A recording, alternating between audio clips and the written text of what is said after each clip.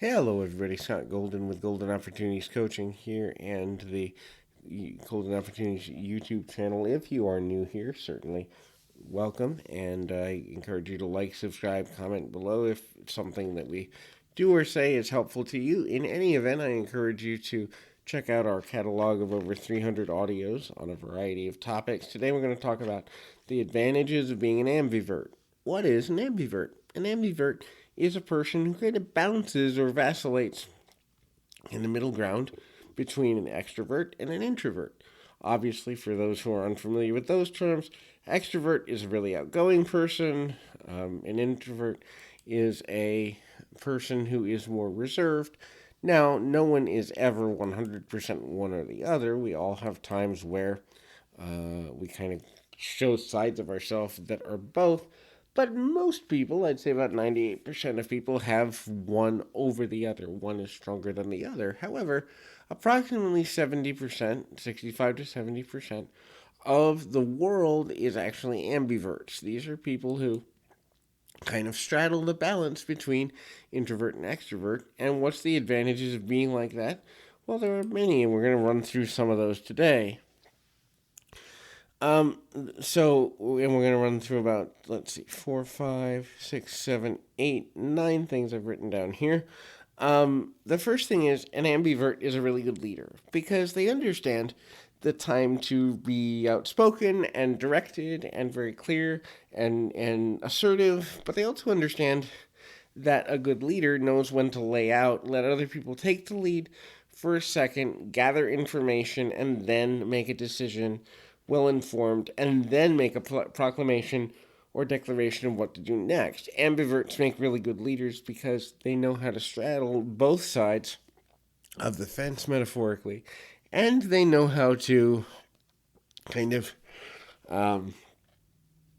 find a way to be in the minds and mindset of both extremes, of the introvert and the extrovert. The next is they're more likely to follow their intuition. An ambivert can see both sides of the majority of arguments. They can understand the reserved nature of an introvert while performing or portraying the outgoingness of an extrovert. Extrovert, understanding the benefits of both. And so this means that they may have an emotional leaning when making a decision, and the ability to go into number 3 in our list, which is discernment, kind of being able to read between the lines as it relates to social interaction, as it relates to how to proceed. And so reading between the lines is sometimes more valuable, many times more valuable than actually speaking one way or the other or having a certain outcome in mind, because when we read between the lines, that's usually where deeper truths are found.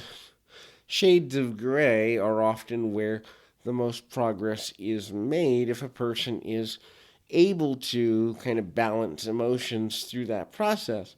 The next thing is these people have great levels of empathy.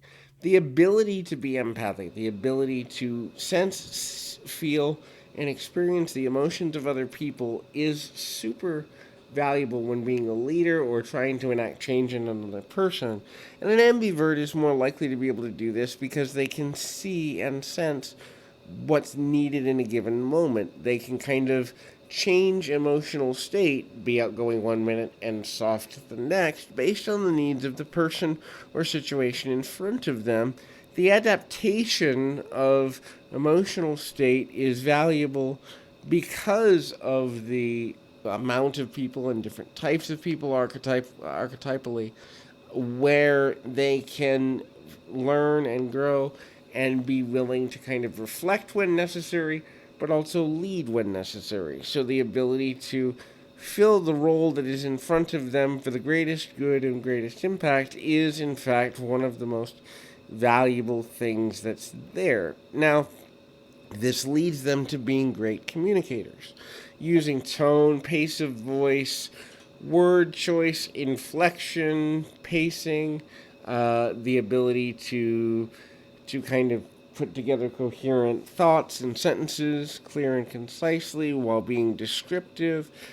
An ambivert usually is this way because, again, being able to switch between introverted and extroverted means that communication style can be tailored to the situation and the person in front of them and the emotional needs that are present in a given moment. If a person's really extroverted, they may try to bring a person who is more introverted out of their shell, and badly. If a person is exceptionally introverted and they try to get somebody to be calm, that person who might be an extrovert is more likely to lose interest or get distracted by something that's more in line with a quicker pace in things. And so an ambivert is able to communicate based on the needs of what's in front of them in a given moment. They often are not attention seekers. So an ambivert is a person that can switch into being a leader or the dominant person in a conversation,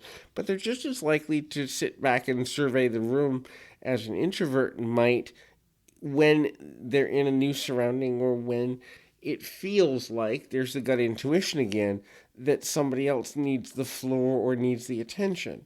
Whereas extroverts tend to like to be the life of the party, it's much easier for an ambivert to pick their spots, which in the end actually makes them more influential in some ways. The unpredictability of the ambivert is directly related to the fact that they can be wearing multiple hats. So the soft, empathic connection that they have with one person and then being the life of the party in the same hour or the same half hour or the same day can be surprising because the unpredictability of being able to shift from one thing to another relatively quickly is a useful tool.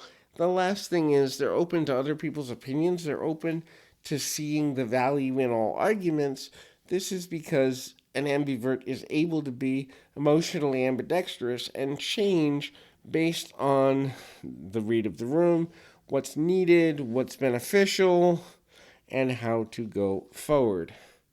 In any event, I hope that this has been helpful. I encourage you to keep your feet on the ground, your mind in the moment. Until next time, everybody.